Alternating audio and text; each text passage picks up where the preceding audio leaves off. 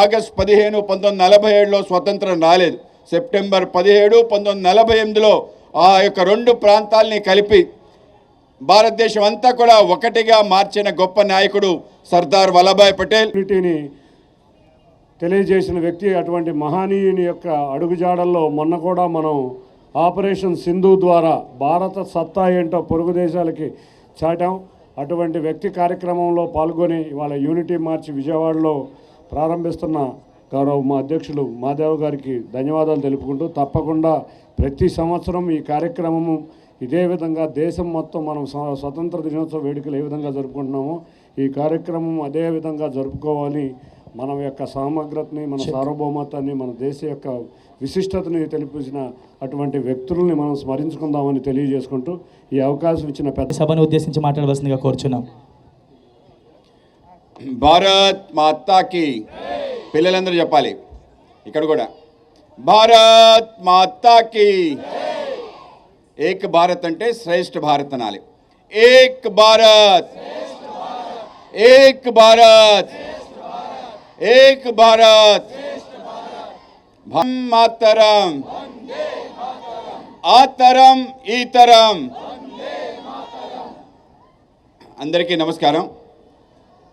ఈ కార్యక్రమానికి చేసిన మన గౌరవ పార్లమెంట్ సభ్యులు శ్రీ కేశినేని శివనాథ్ గారికి, అలాగే ఈ కార్యక్రమానికి ముందుకు తీసుకెళ్తున్న మై భారత్ సంబంధించిన ఆఫీసర్ గారికి, అలాగే ఎన్ఎస్ఎస్ ఎన్సిసి సంబంధించిన అధికారులందరికీ, ఇవాళ దేశవ్యాప్తంగా సమైక్యత నడక అనే కార్యక్రమాన్ని మనం పెద్ద ఎత్తున చేస్తున్నాం. యూనిటీ మార్చ్ పేరు మీదట మనందరం కూడా ఏ కారణంగా స్వేచ్ఛా స్వతంత్రాన్ని పిలుస్తున్నామో, ఎవరి కారణంగా భారతదేశం అంతా సమైక్యంగా ఉంది ముందుకెళ్తుందో, భారతదేశం యొక్క ఏదైతే చిత్రపటం ఈ రకంగా ఉండడానికి కారణమైన వ్యక్తి, మన దేశం యొక్క తొలి హోమ్ మినిస్టర్గా ఉంటూ ఉక్కు మనిషిగా బార్డోలి నాయకుడిగా ఉన్న సర్దార్ వల్లభాయ్ పటేల్ గారి యొక్క జయంతి. ఆయన జయంతి 150 సంవత్సరాలు పూర్తయింది. ఆయన ఈ దేశంలో పుట్టి స్వతంత్రం వచ్చిన తర్వాత ప్రధానమంత్రి అయ్యే అవకాశం ఉన్నా కూడా ఆ రోజు మహాత్మా గాంధీ గారి పిలుపు మేరకు తన యొక్క ప్రధానమంత్రి పదవిని జవహర్లాల్ నెహ్రూకి ఇచ్చి దేశాన్ని సమైక్యపరిచే ఒక గొప్ప కార్యక్రమాన్ని స్వీకరించి దేశంలో ఉండే 560 సంస్థానాలన్నింటినీ కూడా కలిపి భారతదేశం అంతా ఒకటిగా చేసిన వ్యక్తి.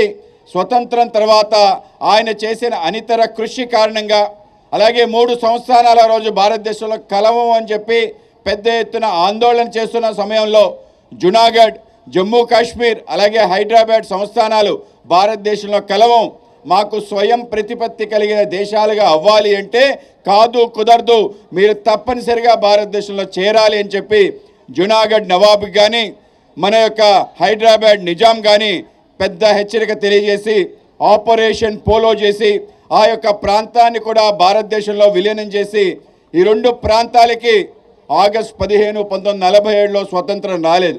సెప్టెంబర్ 17, 1948లో ఆ యొక్క రెండు ప్రాంతాలని కలిపి భారతదేశం అంతా కూడా ఒకటిగా మార్చిన గొప్ప నాయకుడు సర్దార్ వల్లభాయ్ పటేల్.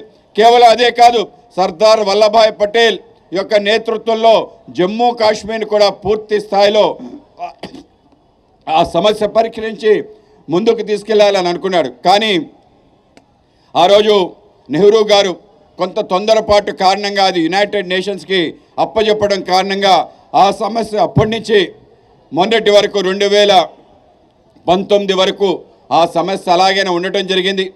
అయితే మన ప్రియతమ ప్రధాని నరేంద్ర మోడీ గారు రెండోసారి అధికారంలోకి వచ్చిన తర్వాత చేసిన మొదటి పని ఏంటంటే ఏదైతే 370 అధికరణ 35 ఏదైతే ఈ రెండింటిని కూడా రద్దు చేసి పూర్తి స్థాయిలో జమ్మూ కాశ్మీర్ని కూడా భారతదేశంలో సంపూర్ణ విలీనం చేసిన తీరేదైతే ఉందో ఆ విధంగా సర్దార్ పటేల్ కలగన్నని 3 ప్రాంతాలని కలిపి ఏక్ భారత్ శ్రేష్ఠ భారత్గా మలిచి ఇవాళ సమైక్య రాగాన్ని పలుకుతూ దేశమంతా ఒకటిగా చేసిన మహానుభావుడు సర్దార్ పటేల్. ఆయన కలని తీర్చి దేశంలో మరొకసారి ఏ స్ఫూర్తితో అయితే సర్దార్ పటేల్ ఆయన జీవితాన్ని త్యాగం చేశాడో, దేనికోసం ఆయన తపస్సు చేశాడో దాన్ని సాకారం చేసే విధంగా ఆయనకి సంబంధించిన మొత్తం దేశవ్యాప్తంగా ఆయన యొక్క జయంతి సందర్భంగా సమైక్యత పరుగని చెప్పి ఒక్కసారి దేశం యొక్క ఐక్యతను మనందరం కూడా భావించాలి. దేశం ఒకటిగా ఉంటేనే మనం ఏ శక్తినైనా ఎదుర్కోగలం.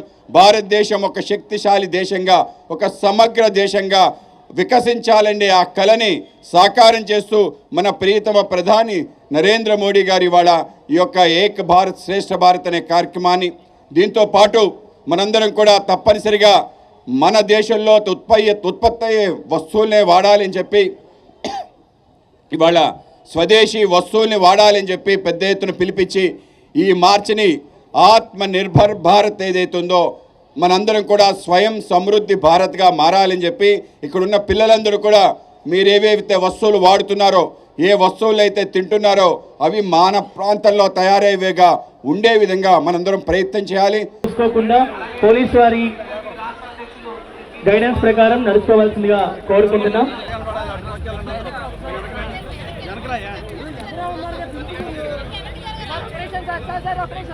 ఎవరు చూసుకోవద్దండి, సైడ్ ఇవ్వండి, సైడ్ ఇవ్వండి, మీడియా సైడ్ ఇవ్వండి, మీడియాకి.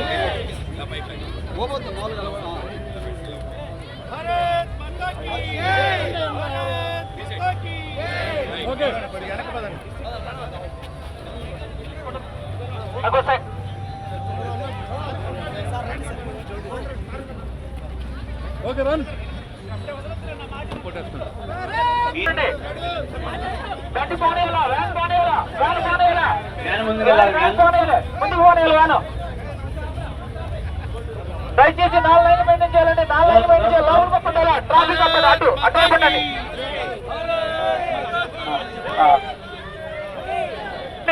ట్రాఫిక్ అంతరం చేస్తూ సైడ్ కొనండి బాగా.